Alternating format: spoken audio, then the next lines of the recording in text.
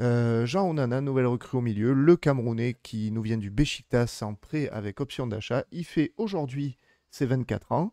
Bon anniversaire, on t'embrasse, hein, Jean. On t'embrasse, Jean. Qu'est-ce que tu en penses, Agüero, alors, donc, du coup, de son arrivée? Tu as fait une vidéo, d'ailleurs, sur le Allez sujet. la voir, Donc, hein. allez la voir, hein, les amis. Abonnez-vous à la chaîne d'Agüero. Likez, likez. Merci, les gars, merci. Merci pour l'instant promo. Non, non, mais moi j'aime bien aussi cette piste-là. Après, comme je disais, pour moi, les deux idées se rejoignent. Agoumé, Oui. Onana, ça me paraît être on va dire, à peu près l'âge, le profil du joueur, etc. Ça se ressemble beaucoup. Je pense que, comme Thomas a dit, tu voulais pas bousculer la hiérarchie, donc il te fallait un joueur du coup, un joueur en construction. Je pense que c'est comme ça qu'on peut dire. Onana, après, pour être en particulier là-dessus, c'est une piste où tu prends pas de risque en fin de compte, parce que c'est un prêt avec option d'achat non obligatoire. C'est important de le préciser aussi. 4,5 millions de ce que j'ai compris, vous m'arrêtez si je me plante. Ouais. Ouais. Entre 4 et 4 millions et demi de ce que j'ai eu comme info. Ouais, donc même si jamais ça marche, on lève l'option d'achat et puis ce sera pas hyper cher. Le salaire, c'est pas énorme non plus de ce que j'avais pu regarder hier. Puis sur le profil, tu as quand même un joueur polyvalent qui peut dépanner derrière s'il faut, surtout dans une Il peut jouer en défense à défense. 3. Il peut jouer en défense apparemment aussi. Ouais. Puis derrière, enfin, on en parlait tout à l'heure en off, etc. Mais c'est vrai qu'il y a quand même un gros bashing envers ce joueur-là, Mm. qui, je pense, correspond pas au standing que ce que certaines personnes attendent. Mais c'est un petit peu souvent le cas quand on fait signer un joueur, donc on n'est plus vraiment surpris. Mais après, c'est quand même un joueur qui a des qualités, très bon récupérateur, bon dans le jeu long, gros abattage au milieu. Enfin, moi, je pense que vraiment, il peut apporter une solution.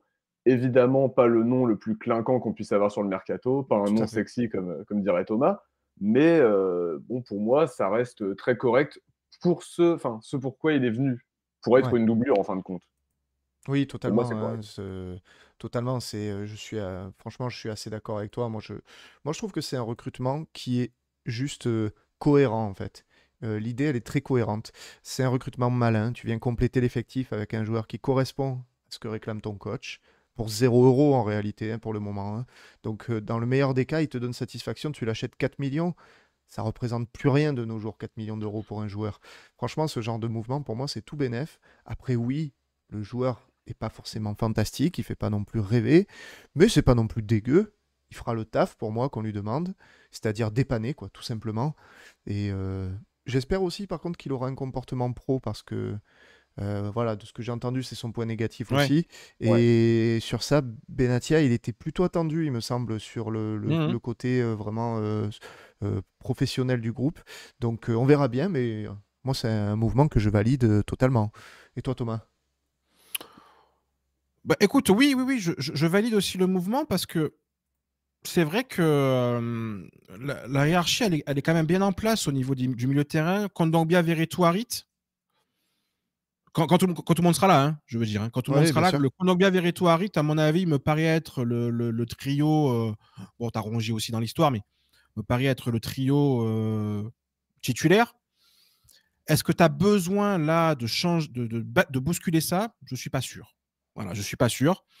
Et du coup, c'est vrai que récupérer un joueur là qui va être utile dès maintenant parce qu'on a des absents et qui après acceptera son rôle de doublure lorsque tout le monde sera là, je trouve que c'est plutôt intelligent.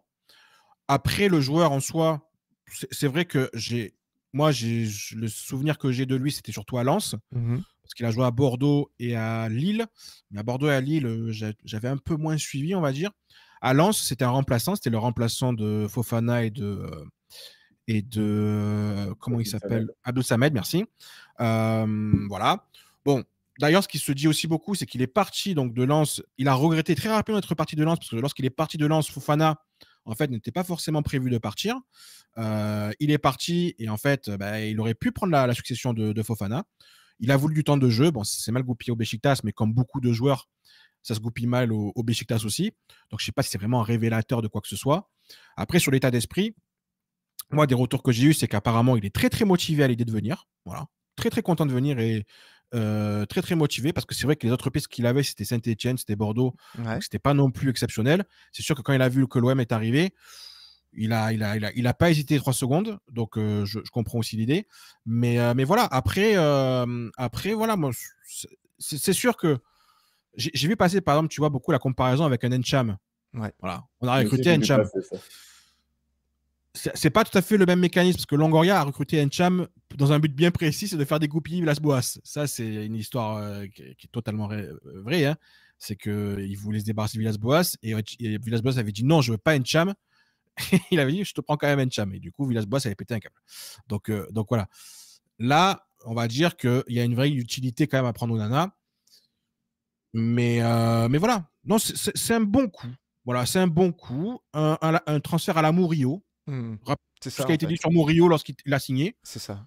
D'ailleurs, d'où les premiers. Hein. On va dire les choses. On D'où les n'avait pas On en premiers. sait compris. un peu plus quand même sur Onana que ce que les gens Oui, pouvaient savoir sur sur Murillo Murillo. aussi. Je suis d'accord. Ouais, tout à fait. C'est vrai que Onana, c'est un mec de Ligue 1, quoi. Mmh mh. Trois saisons en Ligue 1.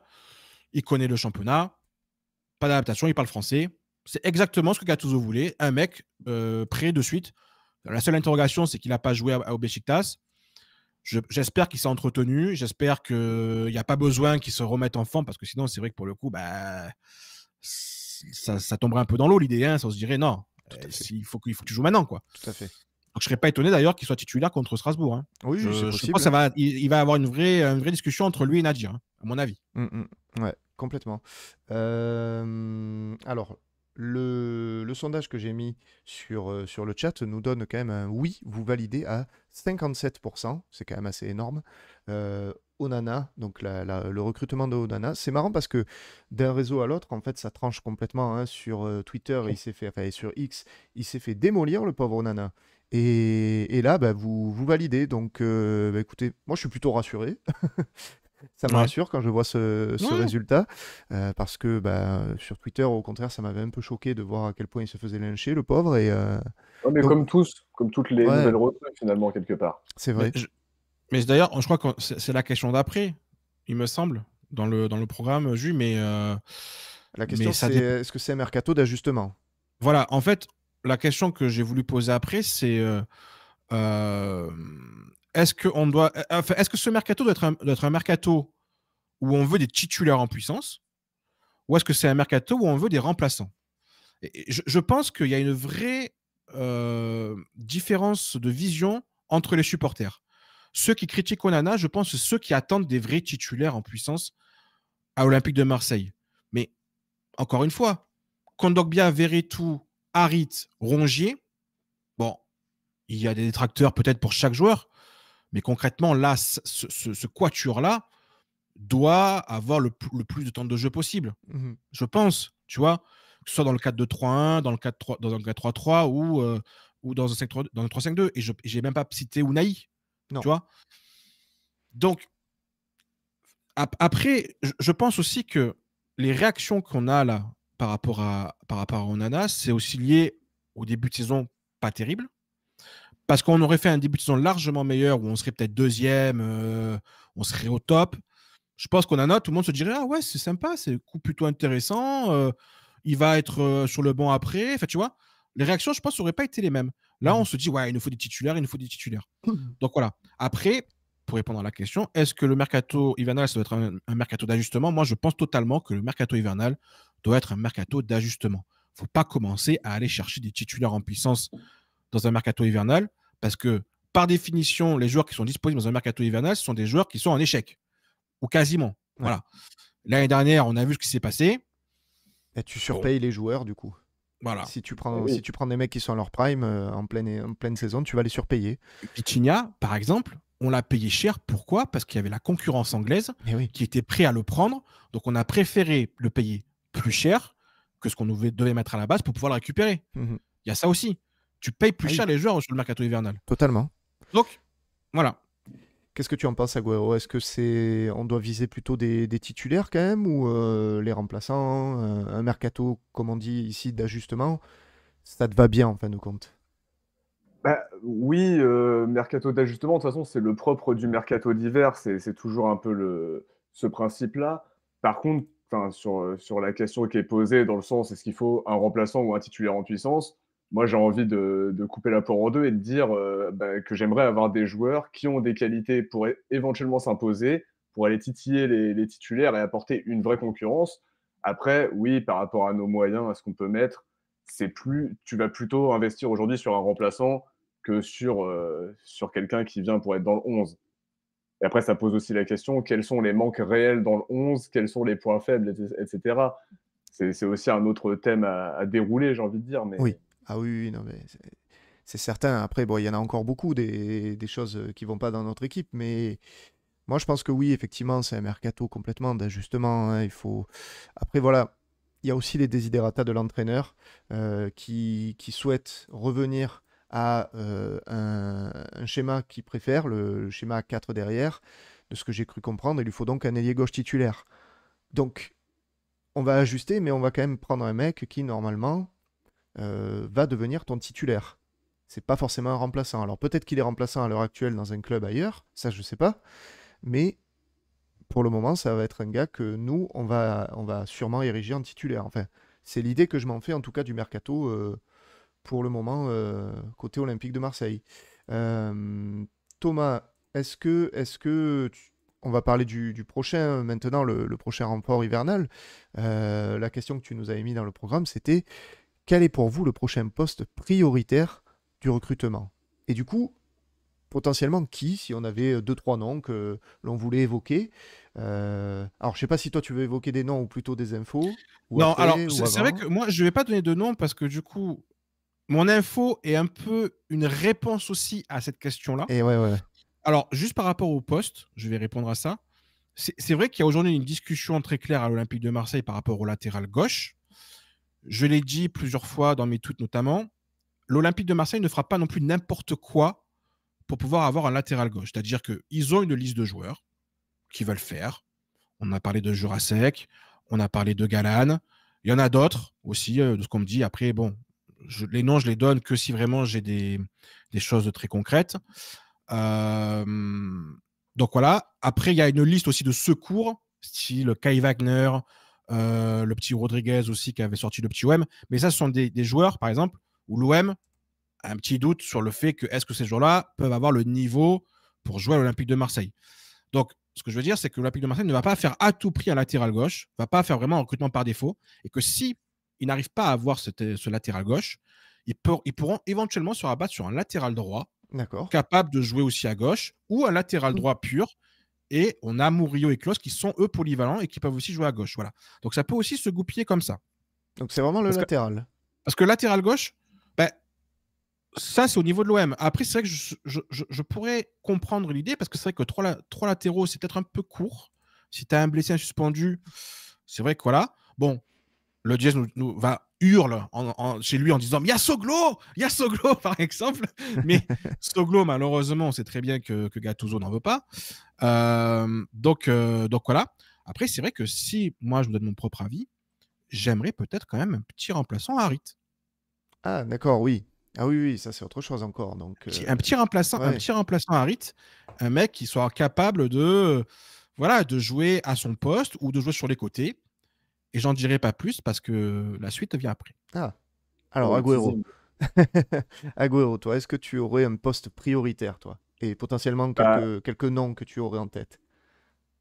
ouais, bah moi j'ai pensé forcément à latéral gauche. Ouais. Ça, c'est un poste, je pense, qui est vraiment nécessaire, parce qu'on parlait du fait d'avoir 3 latéraux. Je pense que c'est vraiment pas assez. Après, je pensais à quelques noms, mais on avait parlé, Thomas, Spinazzola, par exemple, André Galán aussi, que vous avez sorti comme info, ça me plaît aussi pas mal. Voilà, si j'en sors 2 ou 3, c'est ce que ça donnerait. Mais je pense vraiment, oui, c'est le poste à renforcer pour être au moins numériquement au top. Mhm. Et puis après, oui, j'aimerais bien aussi quand même une petite recrue offensive, soit au milieu, soit éventuellement même, sur les postes de devant, quoi. Ouais. Moi c'est ailier gauche, la priorité. Euh, A priori, Gattuso, il en veut un. Euh, enfin, il veut repasser à son système préférentiel, donc il faut un ailier gauche. Après, qui? Enfin, latéral ailier, hein, j'entends un peu un mec qui peut jouer, on va dire, polyvalent sur ce côté-là.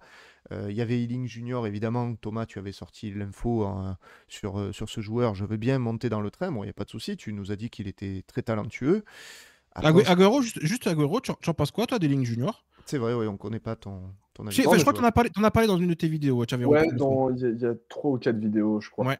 Non, et moi j'aime bien, franchement, je trouve ce serait intéressant. Après, c'est pareil, je pense qu'en termes de tarifs, ça doit quand même, si tu fais pas un C'était prêt un prix. sec. Là, l'info de base, je crois que c'est ça, hein, c'était Ouais. vraiment un prêt, il n'était pas question d'autre Non. chose. Pour nous, il n'est pas question d'autre chose. C'est vraiment un prêt potentiellement avec une option d'achat. Ouais. Ça serait un prêt. Le problème qu'il y a, c'est que la Juve, au départ, voulait plus une vente. Tottenham était intéressé. Et là, la Juve, en fait, se rétracte un petit peu et préférait garder le joueur, malgré le fait qu'il a quasiment pas de temps de jeu.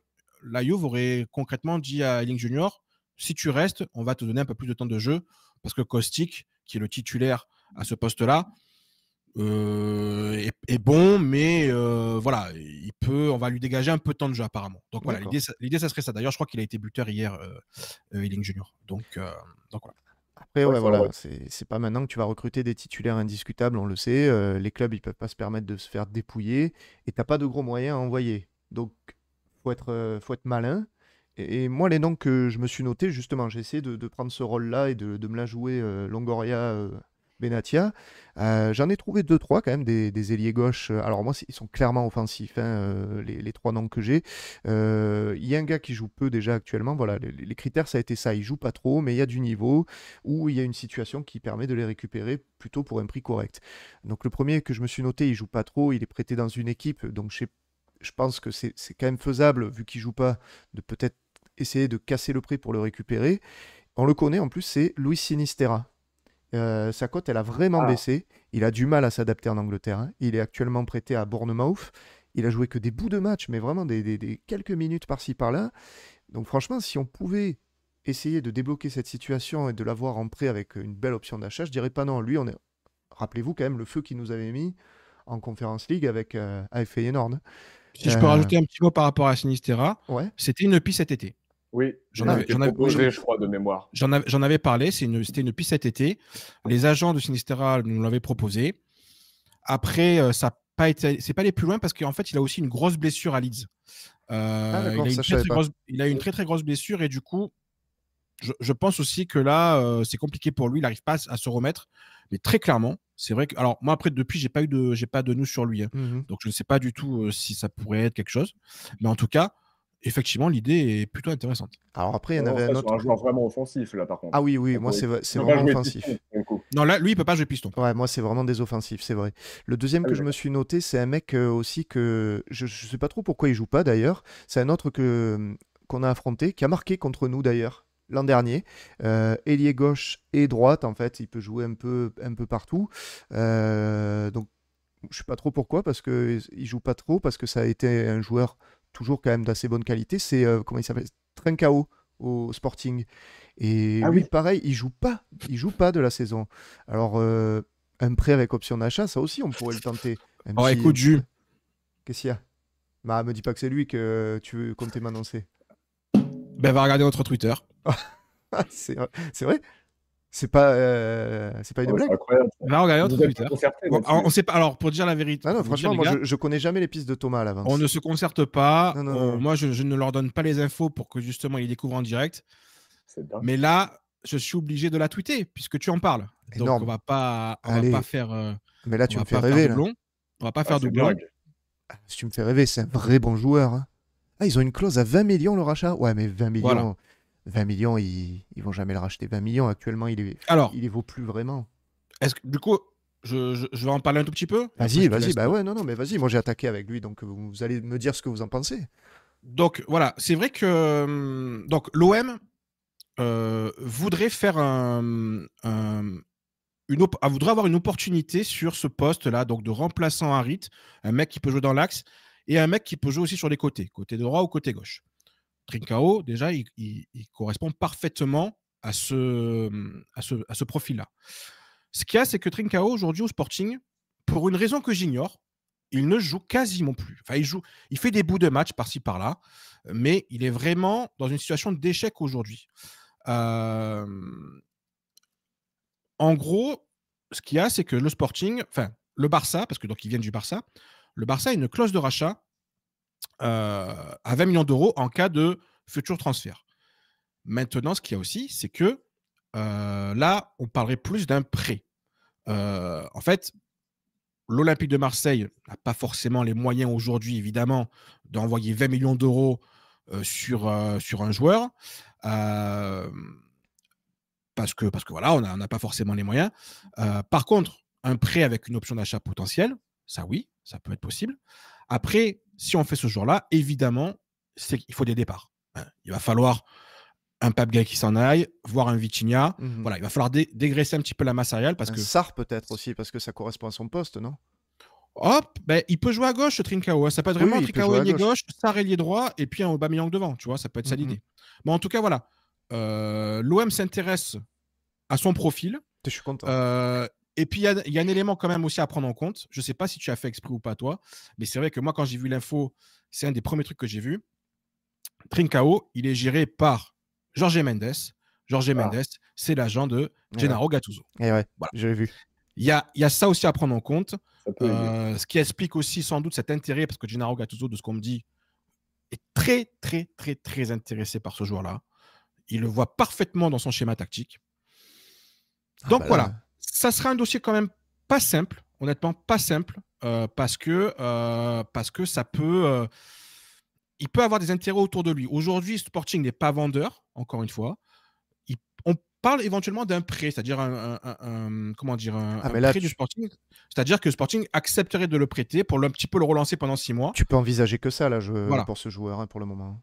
C'est ça. Donc après, je ne sais pas ce que tu en penses, Agüero, du joueur. Je pense que tu dois le connaître, évidemment. Ouais, j'aime bien. J'aime vraiment bien. Je le suivais déjà à l'époque, je ne sais plus, ça devait être 2018, 2019, là, quand il était à Braga, il était encore très très jeune. J'aimais beaucoup déjà à l'époque. Et ouais, là, après, c'est vrai que c'est curieux qu'il ne joue pas avec le Sporting, par contre. Je sais pas à quoi c'est lié. Est-ce que après, des fois, il peut y avoir tellement de choses, juste tu t'entends pas avec l'entraîneur et voilà. Hein, mais c'est vrai que ça peut être ça. Mais vous vous rappelez le but qu'il nous a mis quand même? Il nous a fait, il nous a fait un festival. Hein. Il nous a fait un festival, le mec. Bon, ça va, c'était sans conséquence, puisque derrière, on en a mis 4. Mais le mec, il s'est amusé avec notre défense au bout de 1 minute ou je sais pas combien de jeux, quoi. 1 ou 2 minutes de jeu. Moi, c'est ça que je veux voir au Vélodrome. Hein. Ça me plaît clairement. Ça matcherait totalement. Hein. Ah ouais. Ah, moi, je valide. Même la qualité de dribble et tout. Ah, tu me fais plaisir, Thomas. Hein. Franchement, j'étais malade et tout ce soir. Là, c'est le bonbon. Encore une fois, je le répète, Julien n'est pas au courant des infos que j'envoie. Juste en off, il m'a dit j'ai 2-3 noms de mecs qui jouent pas et qui sont bons. Je me suis dit aïe, il va le trouver. Parce que, voilà. Mais effectivement. Et quand j'ai eu l'info, parce que ça fait 1 semaine que je taffe à peu près cette info et que je l'ai, mais que je voulais vraiment essayer d'avoir le plus d'infos possible. Quand j'ai un peu regardé quand même Trincao, je me suis dit putain, mais bizarre, il joue pas quand même. C'est fou. Alors après, je m'intéresse pas assez, je pense, au Sporting pour savoir. Peut-être qu'ils auraient recruté des mecs meilleurs que lui, je sais pas. Peut-être, je sais pas. Je pourrais pas trop savoir. Peut-être qu'Agüero, si tu sors l'info dans une prochaine vidéo, tu essaieras un peu de regarder le pourquoi du comment. Ouais, je vais me renseigner. Mais en tout cas, voilà, c'est une vraie opportunité aujourd'hui. Par contre, voilà, il va falloir des départs. C'est vrai que là, dans le tweet, j'ai pas le temps, je peux pas le mettre parce que c'est Twitter, donc je peux pas non plus rentrer trop dans le détail. Mais si on me pose des questions sur Twitter, je répondrai. Mais en tout cas, voilà, effectivement, il faudra des départs. Il faudra. Mais en tout cas, il y a un accord déjà de tout le monde, quoi. Tout le monde est d'accord au club pour lui. Hein. C'est clair et net. Ah, mais tu m'étonnes. Voilà.